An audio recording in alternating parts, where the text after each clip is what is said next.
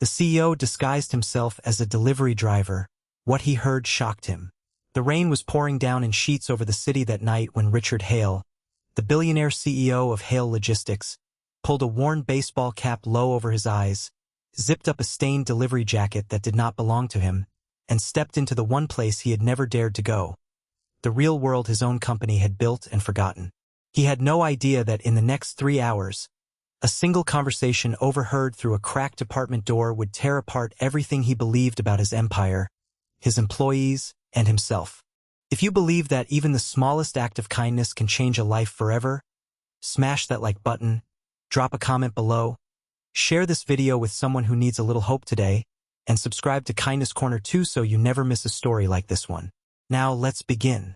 Richard Hale was 52 years old, and by every measure the world used to define success, he had already won. He owned 12 homes across 4 continents. His logistics company employed over 80,000 people and delivered packages to nearly every corner of the globe. His name appeared on business magazine covers with headlines like "The Man Who Reinvented Delivery" and "Hale's Billion-Dollar Empire."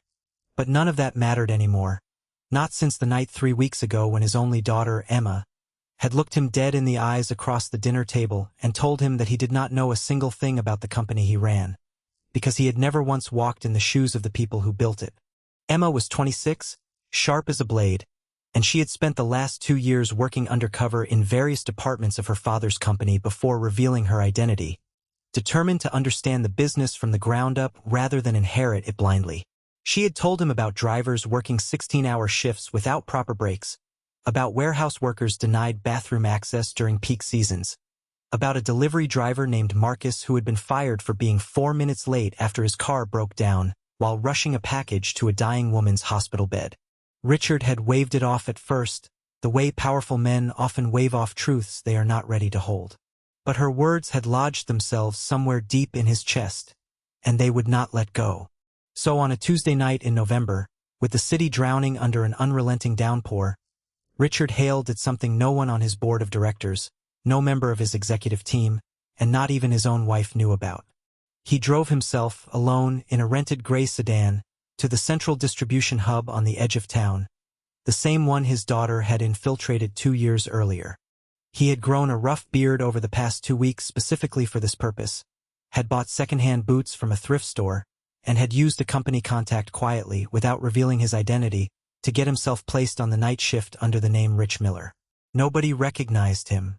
Nobody expected the CEO of a multi-billion-dollar corporation to be standing in a puddle at 11 o'clock at night, sorting packages under fluorescent lights that flickered every few seconds like a dying heartbeat.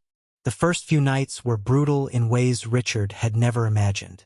His back ached from lifting boxes that weighed more than he expected. His knees, which had grown soft after years of leather office chairs, screamed in protest after standing for hours on concrete floors. He watched his fellow drivers move with a kind of practiced exhaustion, a weariness so deep it had become part of their bones. Yet they still smiled at each other, still cracked jokes to survive the cold, still shared their thermoses of coffee when someone's ran dry. Richard began to understand, in a way no quarterly report could ever teach him, that his company did not run on algorithms and logistics software. It ran on human beings who gave pieces of themselves every single day and received very little in return. On the 5th night, Richard was assigned a delivery route through one of the poorer neighborhoods on the east side of the city, a place he had never once visited despite it being only 15 minutes from his corporate headquarters. The rain had not let up all week, and his van's heater barely worked, leaving his fingers numb around the steering wheel. He made stop after stop, dropping off packages at doorsteps, apartment buildings, and small businesses struggling to stay open, and with each stop, he felt something shifting inside him, some quiet dismantling of the version of himself he had built over 3 decades in a corner office. It was his last delivery of the night that changed everything. The package was addressed to a small, run-down apartment complex where half the hallway lights had burned out and never been replaced. Richard climbed 3 flights of stairs because the elevator was broken, his boots squeaking against wet linoleum, and as he approached apartment 4C, he heard voices coming from inside, sharp with worry, carrying easily through a door that did not sit properly in its frame.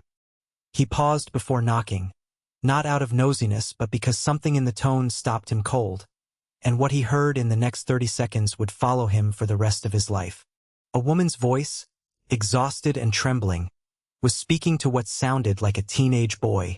She was saying that she did not know how they would make rent this month, that her hours at the diner had been cut again, and that she was scared, truly scared, that they would end up back in the shelter they had barely escaped 2 years earlier.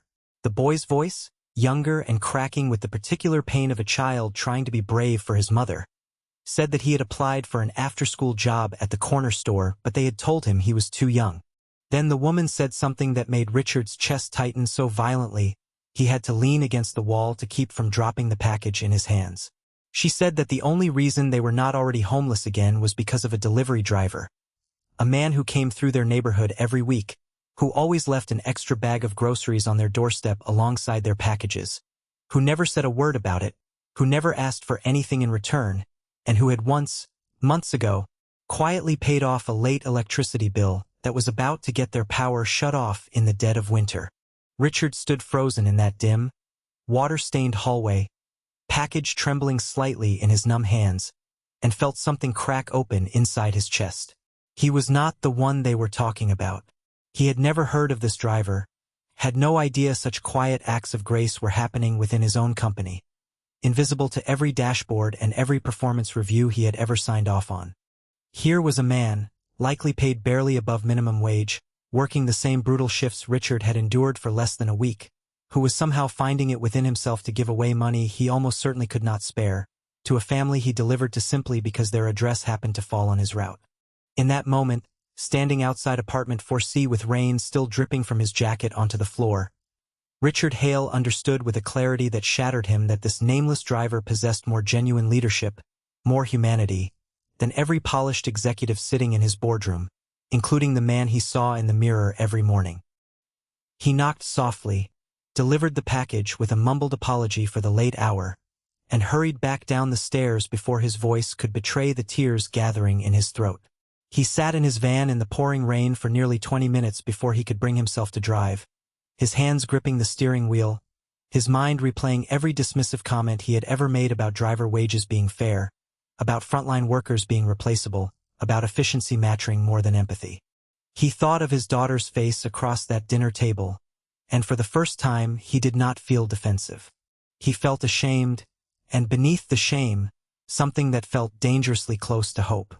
Over the following week, Richard used his access to the company's internal delivery logs, still operating under his cover as Rich Miller, to quietly trace which driver covered that particular route on Tuesdays. It took some careful, patient digging, conversations with dispatch workers who had no idea they were speaking to their CEO, before he found the name. The driver was a 58-year-old man named Daniel Osei, who had worked for Hale Logistics for 11 years, who had never once been late, never once filed a complaint, and who, according to his personnel file, was currently living in a small studio apartment himself, having lost his wife to illness 4 years earlier and having spent much of his savings on her medical bills before she passed. Daniel earned barely enough to cover his own rent and groceries, and yet, week after week, he had been quietly giving pieces of what little he had to strangers on his route, expecting nothing, wanting no recognition, simply because he believed it was the right thing to do. Richard could not sleep that night. He sat alone in his enormous, empty office long after the building had cleared out, staring at Daniel's employee photo on his monitor. A tired but kind-eyed man in a company polo, and he thought about every cost-cutting decision he had approved that had made men like Daniel's lives harder, about every bonus he had accepted while wages on the warehouse floor stayed flat for years. He thought about the 80,000 employees whose faces he had never bothered to learn, whose struggles he had reduced to line items on a spreadsheet. And for the first time in longer than he could remember, Richard Hale wept, not from stress or pressure, but from the overwhelming, humbling weight of finally understanding. The following Monday, Richard called an emergency meeting with his entire executive board, and he did not walk in wearing his usual tailored suit. He walked in wearing the same worn boots and delivery jacket he had used undercover, and he told them everything about the 16-hour shifts, about the broken elevators in the neighborhoods they served, about a woman in apartment 4C who nearly lost her home, and about a driver named Daniel Osei who had shown more compassion in a single year than the entire boardroom had shown in a decade. He announced, on the spot, a company-wide wage increase for every driver and warehouse worker, effective immediately, along with a new emergency assistance fund that employees could quietly draw from during hardship, modeled entirely, he told them, after the actions of one man who had never asked to be a hero. 2 weeks later, Richard personally visited Daniel Osei, not as Rich Miller the driver, but as himself walking up to Daniel during his shift at the distribution center. Daniel did not recognize him at first, and when Richard introduced himself and explained everything, Daniel's face went pale with a mixture of confusion and fear, certain he was about to be reprimanded for something. Instead, Richard reached out and shook his hand and told him, in a voice thick with emotion he no longer tried to hide, that Daniel's quiet kindness had done what no consultant, no strategy meeting, and no motivational speech ever could. It had shown him what leadership actually looked like. Richard promoted Daniel to a newly created role overseeing community outreach for the company, doubled his salary, and personally made sure Daniel would never again have to choose between paying his own bills and helping a struggling family on his route.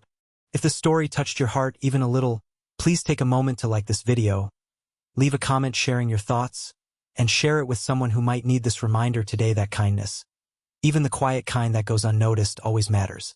Before we go, we have one special request. Please comment the word kindness below if you believe that people like Daniel deserve to be seen and celebrated, and that small acts of generosity can change lives in ways we may never fully understand. In the months that followed, Richard Hale became known throughout his company not for his wealth or his empire, but for the changes he made after that single rainy night outside apartment 4C. He never forgot the sound of that mother's trembling voice, or the quiet, unassuming grace of a man who gave without expecting anything back. And every year on the anniversary of that night, Richard would put on that same worn delivery jacket, drive that same route through the east side of the city, and deliver packages himself, not because he had to, but because he never again wanted to forget what it meant to truly see the people who had built everything he once took for granted.